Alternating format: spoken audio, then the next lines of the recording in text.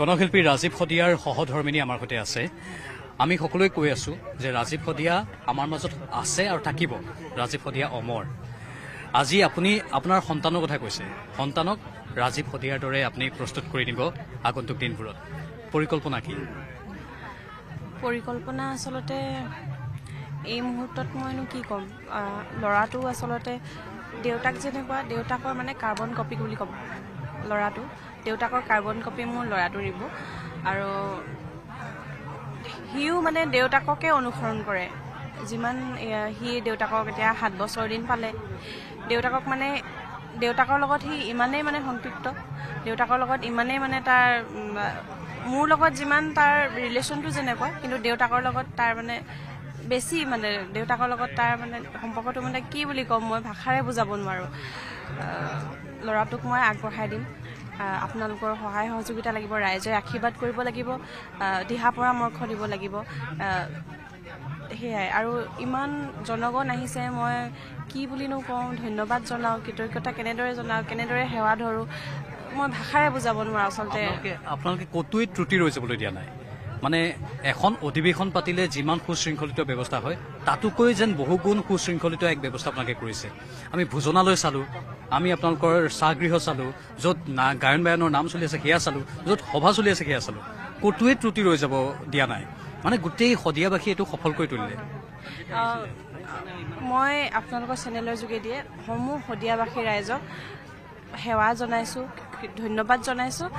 তেওঁলোকৰ উপস্থিতি, তেওঁলোকৰ সহায় সহযোগিতাৰ বাবেহে আজি এইখিনি হৈ উঠিছে। ৰাজহুৱাভাৱে হৈছে। আমাৰ পৰিয়ালে মাত্ৰ আমি ইয়াত আছোঁ, সকলোখিনি ৰাইজে কৰিছে। ৰাইজক মানে মই কিদৰে ধন্যবাদ জনাওঁ, মই ভাষাৰে বুজাব পৰা নাই মানে। আৰু শদিয়াবাসী বুলিয়ে নহয়, অসমৰ বিভিন্ন প্ৰান্তৰ পৰা বিভিন্নজনে বিভিন্ন ধৰণে আমাক সহায় সহযোগিতা আগবঢ়াই আহিছে। সেই 12 তাৰিখৰ পৰাই, 12 তাৰিখে তেখেতৰ দুৰ্ঘটনাটো হোৱাৰ সময়ৰ পৰা আজি পৰ্যন্ত কেনেদৰে যে সহায় কৰি আহিছে, মই মানে ভাষাৰে বুজাব নোৱাৰোঁ। মানে মোৰ কেনেকুৱা অনুভৱ হৈছে, মই একেবাৰে ক'ব পৰা নাই, মই শব্দহীন হৈ গৈছোঁ। আমি আপোনাৰ ধৈৰ্যক মানে অন্তৰৰ পৰা এই ধৈৰ্য, এই সাহসক সন্মান জনাইছোঁ। ইমান ধৈৰ্য আপোনাৰ, ইমান সাহস, আৰু এনেধৰণৰ এক পৰিস্থিতিটো আপুনি অলপো ধৈৰ্যচ্যুতি হ'বলৈ দিয়া নাই। সেইটো সকলোৰে নাথাকে সেই গুণটো। আৰু আমি নিউজ 18 সেইটোৱে চেষ্টা কৰিছোঁ, আপোনাৰ আদৰ্শ হিচাপে বহুতে ল'ব পাৰে, আপোনাৰ পৰিয়ালটোক আদৰ্শ হিচাপে ল'ব পাৰে।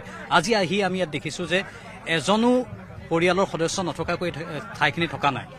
হয়তো আপুনি আছে, হয়তো আপোনাৰ পিতৃ মাতৃ আছে, কোনোবা নহয় কোনোবা এজন সদস্য আছে আপোনালোকৰ পৰিয়ালৰ। মানে ইমান হাজাৰ হাজাৰ লাখ লাখ লোক আহিছে, কাকো আপোনালোকে বিমুখ হৈ যাবলৈ দিয়া নাই। তাকে চেষ্টা কৰিছোঁ, যিমান পাৰোঁ মানুহক মাত এষাৰ লগাবলৈ চেষ্টা কৰিছোঁ।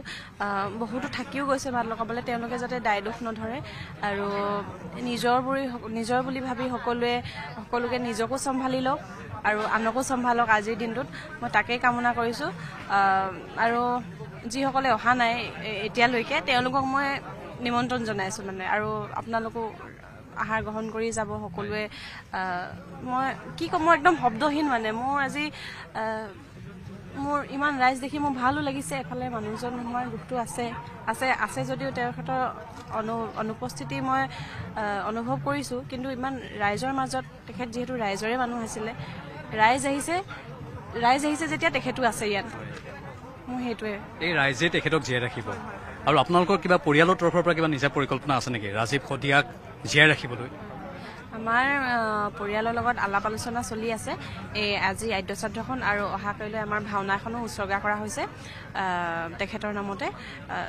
এইখিনি হৈ যোৱাৰ পিছতে আমি আলোচনা আৰু আগবাঢ়িম। এতিয়া তেনেই মানে থুলমূলীয়াকৈ আমি কিছুমান পৰিকল্পনা কৰিছোঁ। তেখেতৰ সংগীতৰ সংৰক্ষণ বা প্ৰচাৰ প্ৰসাৰ সম্প্ৰসাৰণ, এইখিনি আমি অলপকৈ আলোচনা কৰিছোঁ।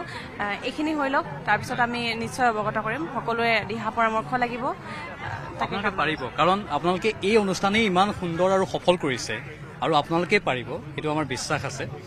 আমি সমবেদনা জ্ঞাপন কৰিছোঁ। কিন্তু ৰাজীৱ শদিয়া, আমি পুনৰ কওঁ, যিটো মই আৰম্ভণিতে ক'লোঁ, আমাৰ মাজৰ পৰা আঁতৰি যোৱা